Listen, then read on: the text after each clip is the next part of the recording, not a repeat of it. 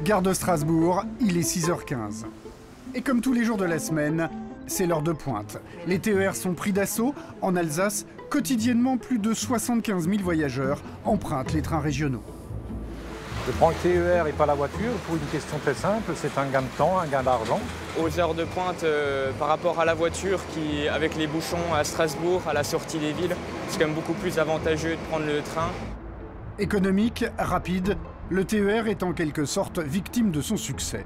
Aujourd'hui, le réseau alsacien est le plus dense et le mieux desservi de France. En 15 ans, la région a plus que doublé son parc et pourtant, ce n'est pas suffisant. Dans les heures de pointe, effectivement, l'ensemble du matériel est utilisé à son maximum. Et depuis 4 ans, on a globalement une moyenne de 10% chaque année de la venue de ces voyageurs nouveaux. Une tendance qui se confirme puisque l'on prévoit un quadruplement du trafic hexagonal d'ici à 15 ans.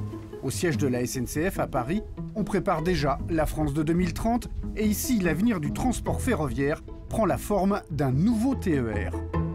Vous avez là une maquette d'un concept train qu'on a appelé Movie TER, qui est en fait un prototype qu'on a testé en Bretagne.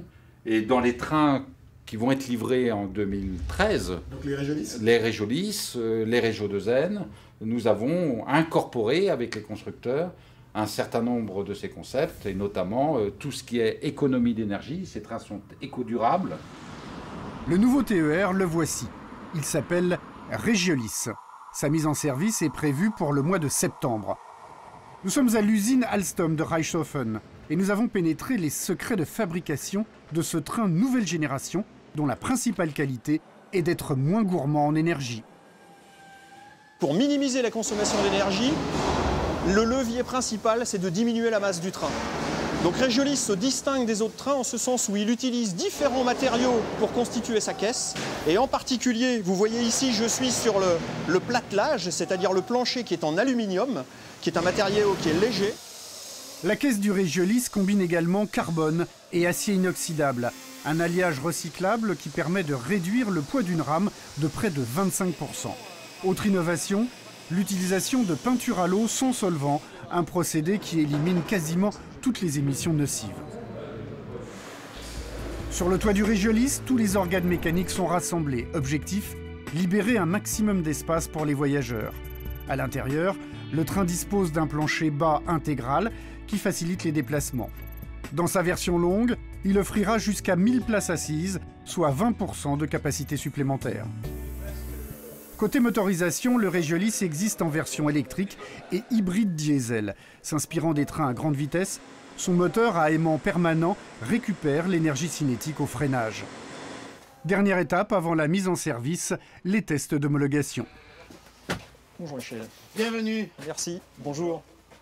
Mathieu. Au-delà de ses performances techniques, le Régiolis propose un espace de vie plus convivial. L'espace qu'il y a en place assise, on est sur des espacements d'un siège à l'autre assez importants.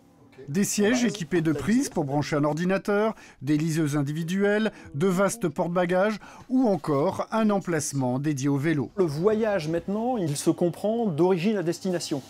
D'accord ? Et donc, si le voyage fait apparaître à un moment donné un segment qui se fait en vélo, il faut que le train puisse permettre ça. Autre nouveauté, l'installation d'un compteur électrique. Sur le Régiolis, on va même pouvoir calculer la consommation énergétique du train. C'est la première fois que l'on monte un compteur de ce type. Les données vont directement chez RFF, qui est le réseau ferré français. Donc elle sait exactement ce qui a été consommé sur la mission réalisée par la SNCF et lui facture en conséquence le coût de cette mission. Ainsi, grâce au Régiolis, la SNCF compte réaliser d'importantes économies sur sa facture énergétique.